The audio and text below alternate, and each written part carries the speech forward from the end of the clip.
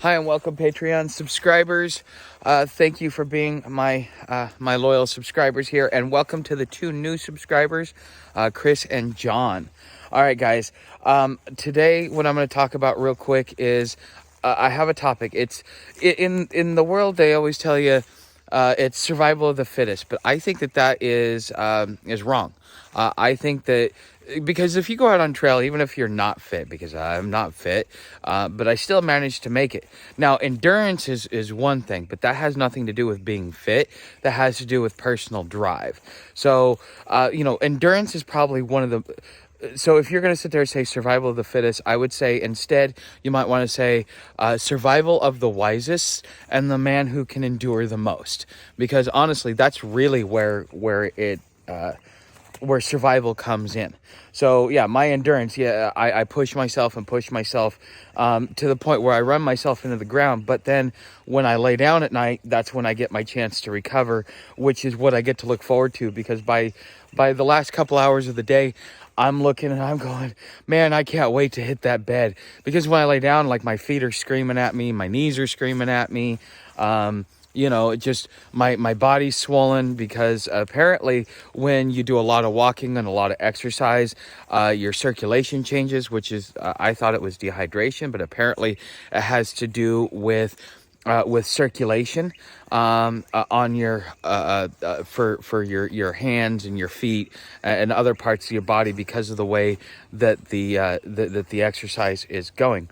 But if it wasn't for being able to be self-aware or be aware of my surroundings, and to have the ability to use deductive reasoning, or some people call it the Socratic method, I think I probably wouldn't have survived. And I think that's going to be the difference between those who survive and those who don't. Those who can figure their way out of a paper bag and those who can't. A lot of what's happened, especially with millennials, and I'm right there on the edge of millennials. I was born a couple of years before the millennial generation started. So I'm the last of Gen X. So I get the benefits of being part of Gen X, which is the ability to think for myself and to think outside the box.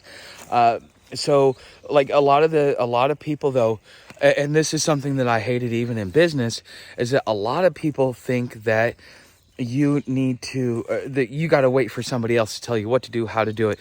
My first business partner, she was like that. It used to drive me up a wall. It's like, look at it, come to a conclusion and fix it. When you get to a point where you've tried all these different things, then ask me for help, then ask for my input. But until you've tried to figure it out, don't ask me. And I used to get so pissed off at her for that. And this is my frustration overall with society, is that people are more worried about doing what they're told, because we're good factory workers, which is the way the modern worker has been groomed from early school age. As you were part of the education system is to teach you to be a good factory worker. It has nothing to do with actually teaching you how to be a smart human being. That's something you got to learn on your own. Mark Twain has a saying about it. You might want to look it up. I think I don't even remember what he says, but I know that he has a good quote about it, and I've kind of lived that way. So anyways, I've got some footage of the trail, plus I'm showing you how I pack my bag a little bit and kind of giving you some ideas. But you got to work with what you got, and sometimes that means you've got to jerry rig some things.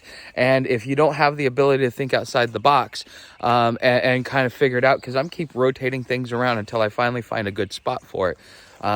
So anyways, guys, enjoy the footage. If you have any questions, don't forget to leave them down in the comments. If you have anything you'd like to add, leave it down in the comments. But enjoy the footage. Wow. Oh, crap. Wow, another bridge to go over. This one's pretty stable. I always go slow over these bridges. Is that a lizard or a snake? That's a lizard with a blue tail. Do you see it?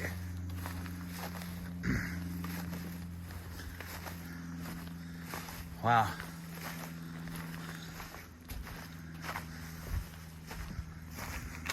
Wow. I always love these like canopy archways that they have. I always think they're very, very pretty. I just thought I'd share part of the trip with you. So, you know, you should be here with me. Since you're not, I'll share some footage with you. See this right here? This is strange.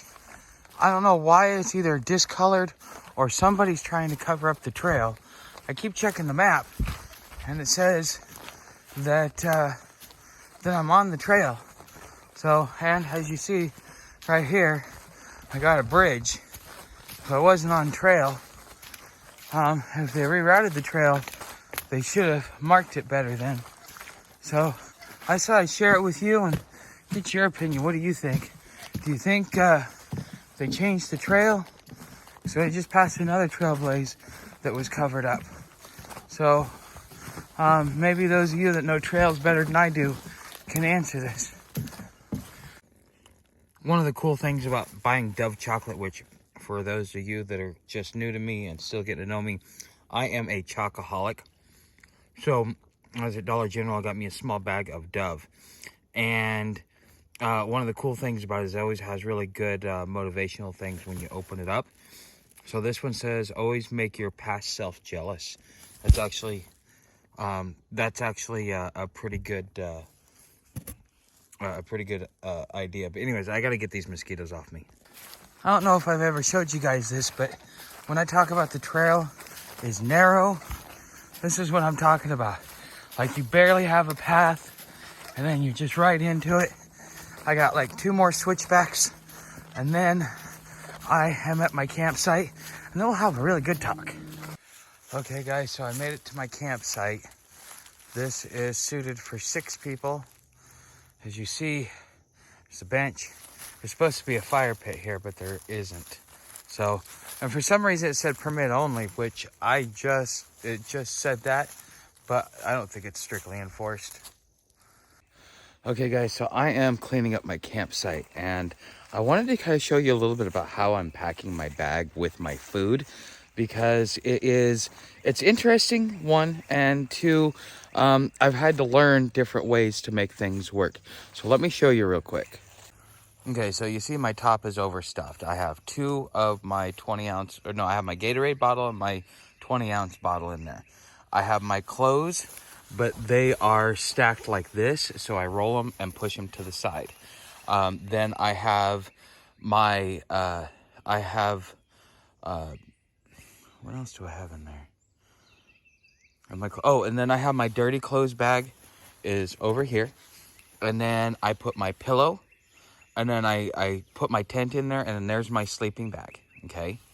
So, and then down here is where I have all of my food. So this is all my drink mixes, so my coffee, my creamer, and my drink mixes. This right here is like my rice, my canned food, my stuff that is going to be used to be cooked for dinner. So now I stack these 2 on top. I have that there, and my water filter is down under here. Okay, this right here, this is where all my first aid, my medicine, and everything like that goes. And of course, my water bottle. So up here is kind of like my catch-all. So my umbrella goes here, and whatever else that I can fit. And then in here, this is where I put my ditty bag. And sometimes I got to put my bread there or whatever. But this ends up being somewhat of a catch-all just to kind of get this stuff. So like my towel goes in there, my cup goes on the front. I'm gonna have to put some other stuff on the front as well. So like that's my breakfast, which you see here.